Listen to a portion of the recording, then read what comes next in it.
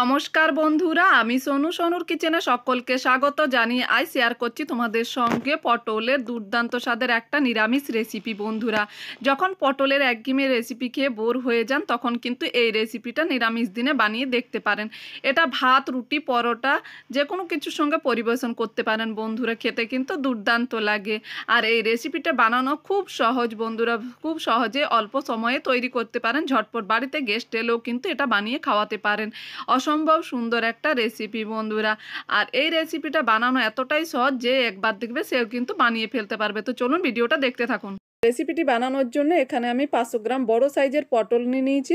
পটলটা আগেই ধুয়ে নিয়ে তারপর সুতির কাপড়ে পরিষ্কার করে পুছে নিয়েছি। এখন আমি পটলের খোসাটা ছাড়িয়ে নিচ্ছি। পটলের খোসাটা আমি একটু রেখে করেই আমি খোসাটা ছাড়িয়ে নিয়েছি। তারপর মাঝ বরাবর ছুরি দিয়ে কেটে নিচ্ছি। সম্পূর্ণ কাটবো না বন্ধুরা, একটা সাইড খালি একটু কেটে নিচ্ছি ছুরি দিয়ে।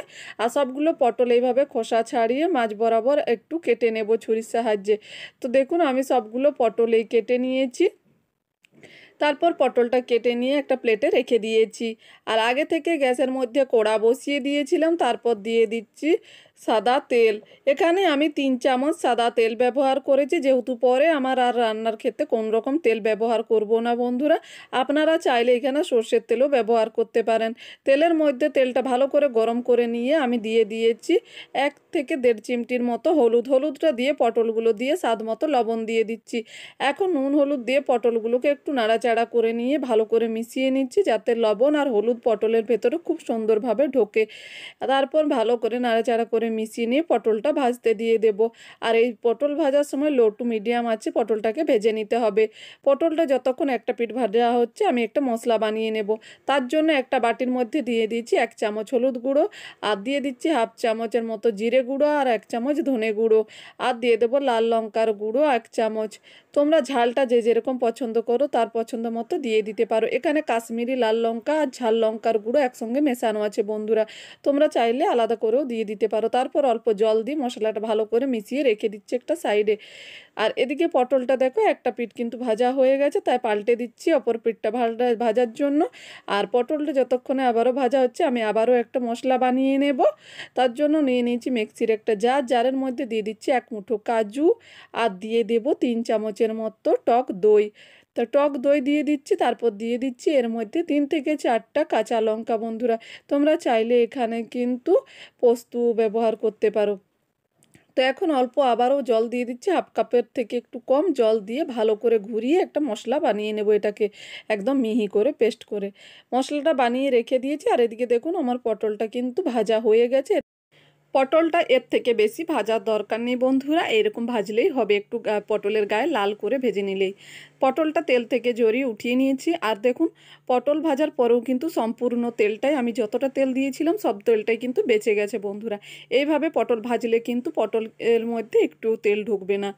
তো দেখুন এখন আমি ওই তেলের মধ্যে 1/2 চামচের মতো গোটা জিরে আর শুকনো লঙ্কা ফোড়ন দিয়ে দিয়েছিলাম। কয়েক সেকেন্ড বাদে যখন ফোড়ন থেকে সুন্দর একটা মিষ্টি গন্ধ বেরিয়ে এসেছে তখন এর মধ্যে দিয়ে দিয়েছি একটা টমেটোকে পিউরি করে আমি বেটে রেখে দিয়েছিলাম, সেটা দিয়ে একটু নাড়াচাড়া করে দিয়ে যে মশলাটা ভিজিয়ে রেখেছিলাম গুঁড়ো মশলাটা, সেটা দিয়ে একটু জল দিয়ে নাড়াচাড়া করে মিশিয়ে নিয়ে এটাকে ঢাকা দিয়ে কষিয়ে নিতে হবে যতক্ষণ না মশলাটা ভালো করে কষানো হচ্ছে, মশলা থেকে তেল ছেড়ে দিচ্ছে। মশলাটা দেখুন কিছুক্ষণ কষিয়ে নিয়েছি, মশলা থেকে তেল ছেড়ে দিয়েছে আর মশলা সুন্দর গন্ধ বেরিয়ে এসেছে। এই সময় আবারও একটু নাড়াচাড়া করে মিশিয়ে নিয়ে যে মশলাটা কাজু আর কাঁচা লঙ্কা দই আমি বেটে রেখেছিলাম ভালো করে মিশিয়ে সেটা দিয়ে দিচ্ছি। তারপর একটু নাড়াচাড়া করে আবারও মিশিয়ে নিতে হবে। মিশিয়ে নেওয়ার পর এর মধ্যে দিয়ে দেব জার ধোয়া জলটা। এখন জলটা দিয়ে আবারও নাড়াচাড়া করে মিশিয়ে নিয়ে এটাকে ঢেকে কষিয়ে নিতে হবে লো টু মিডিয়াম আছে, যতক্ষণ না মশলা থেকে আবারও তেল ছেড়ে আসছে। তো দেখুন ঢাকা দিয়ে কষিয়ে নিচ্ছি বেশ কিছুক্ষণ, 2-3 মিনিটের মতো। আর কষানো হয়ে গেছে, একটা সুন্দর দেখুন কালার এসে গেছে আর মশলা থেকে তেলও ছেড়ে দিয়েছে। এখন আবারও মিশিয়ে নিয়ে আগে থেকে ভেজে রাখা পটলটা দিয়ে দিচ্ছি। পটলটা দিয়ে ভালো করে 2 থেকে 3 মিনিট পটলটাকে ভালো করে কষিয়ে নিতে হবে, যেন পটলের মধ্যে মশলার ফ্লেভার সুন্দরভাবে ঢোকে। এইভাবে দই পটল বানিয়ে খেয়ে দেখবেন বন্ধুরা, যারা পটল খেতে পছন্দ করো না তারা কিন্তু বারবার এইভাবে সপ্তাহে 1 থেকে 2 দিন কিন্তু বানিয়ে খাবে বন্ধুরা। অসম্ভব সুন্দর লাগে এই রেসিপিটা। তারপর দিয়ে দিচ্ছি স্বাদ মতো লবণ আর দিয়ে দিচ্ছি হাফ চামচের মতো চিনি। যেহেতু নিরামিষ রান্না বন্ধুরা, একটু চিনি দিলে এর স্বাদটা খুব ভালো হয়। এভাবে আবারও নাড়াচাড়া করে মিশিয়ে নিয়ে ঢাকা দিয়ে আবারও 2 থেকে 3 মিনিট আমি পটলটাকে কষিয়ে নিয়েছি। পটলটাকে কষিয়ে রান্না করে নিয়েছি। তারপর দিয়ে দেবো এর মধ্যে নাড়াচাড়া করে হালকা উষ্ণ গরম জল। অবশ্যই গরম জল দেওয়ার চেষ্টা করবেন বন্ধুরা। গরম জল দিলে কিন্তু এই দই পটলের রান্নাটার স্বাদটা কিন্তু আরও বেড়ে যাবে বন্ধুরা। তাই অবশ্যই গরম জল দেবেন। গরম জল দিয়ে আবারও নাড়াচাড়া করে মিশিয়ে নিতে হবে। তবে ঢাকা দেওয়ার দরকার পড়বে না বন্ধুরা। এইভাবে আবারও 3 থেকে 4 মিনিট ঢাকা না দিয়ে রান্না করে নেব। তো দেখুন 3 থেকে 4 মিনিট আমি ঢাকা দিয়েই রান্নাটা করে নিয়েছি। আমার কিন্তু তৈরি হয়ে গেছে দই পটলটা। দই পটলটা এখন আমি একটা প্লেটের মধ্যে উঠিয়ে নিয়েছি। দই পটলের এই রেসিপিটা আপনাদেরকে কেমন লেগেছে অবশ্যই জানাবেন বন্ধুরা। আর এইভাবে দই পটল বানালে একদম অনুষ্ঠান বাড়ির মতোই হবে। খেতে কিন্তু দুর্দান্ত লাগে। রেসিপিটা ভালো লাগলে অবশ্যই চ্যানেলটি লাইক শেয়ার সাবস্ক্রাইব করতে ভুলবেন আর কমেন্ট করে জানাতে ভুলবেন আপনাদের